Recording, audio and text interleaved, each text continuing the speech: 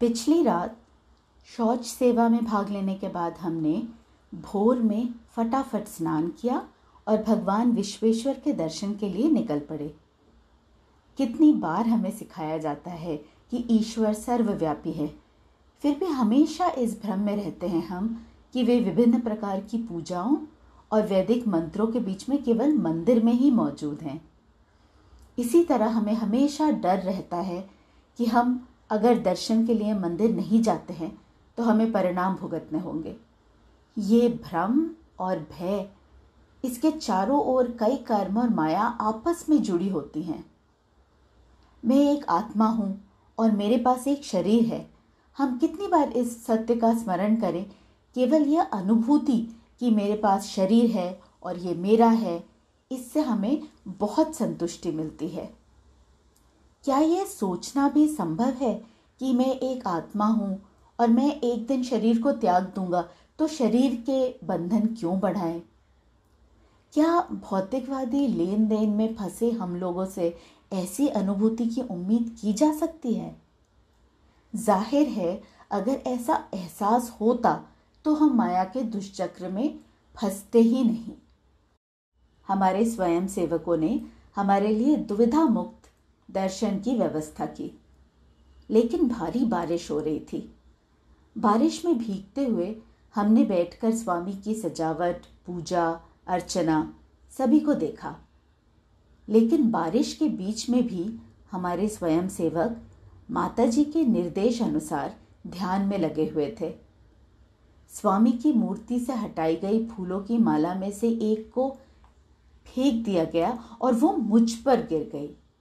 आदर पूर्वक उसे अपनी आंखों से छूने के बाद मैंने तुरंत उसे मोहित को सौंप दिया, जो मेरे बगल में ही था।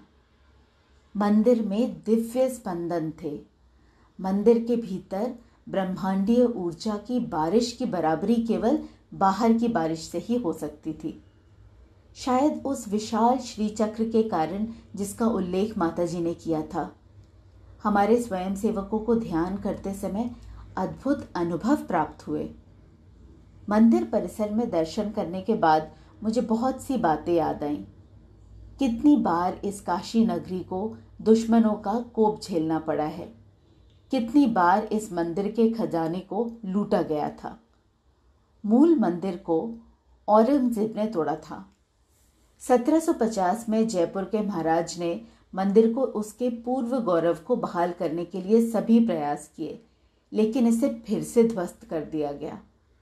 1780 में इंदौर की रानी अहिल्याबाई होलकर ने वर्तमान मंदिर का निर्माण किया और कुछ पुराने गौरव को बहाल कर सकी। भव्य नंदी के सामने सर्वेश्वर की मूर्ति क्यों नहीं है? मुझे जल्द ही इसका जवाब मिल गया। भगवान सर्वेश्वर मूल रूप से नंदी के सामने ज्ञान नव या ज्ञान की नाव में थे, लेकिन दुश्मन के लगातार आक्रमण के डर से भक्तों ने भगवान शिव की मूर्ति को एक कुएं के अंदर छिपा दिया। जिस स्थान पर स्वामी की मूर्ति हुआ करती थी, उस स्थान पर एक मस्जिद बन गई और वर्तमान मंदिर बगल में ही बना हुआ है। और इससे पता चलता है कि सर्वेश्वर और नंदी एक दूसरे के सामने क्यों नहीं हैं। कोई भी देश जो अपने आध्यात्मिक धन के मूल्य का आदर नहीं करता है, वो इतिहास के पन्नों में अपनी महिमा को दफन ही कर देगा और आगे आने वाली पीढ़ियों के साथ इसे साझा नहीं कर पाएगा।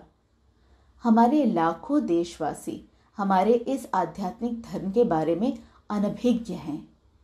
इस देश में पैदा हुए कितने लोग ब्रह्मांडीय ऊर्जा क्षेत्रों के बारे में जानते हैं, जो इस कर्म भूमि को पुण्य भूमि में बदल सकते हैं?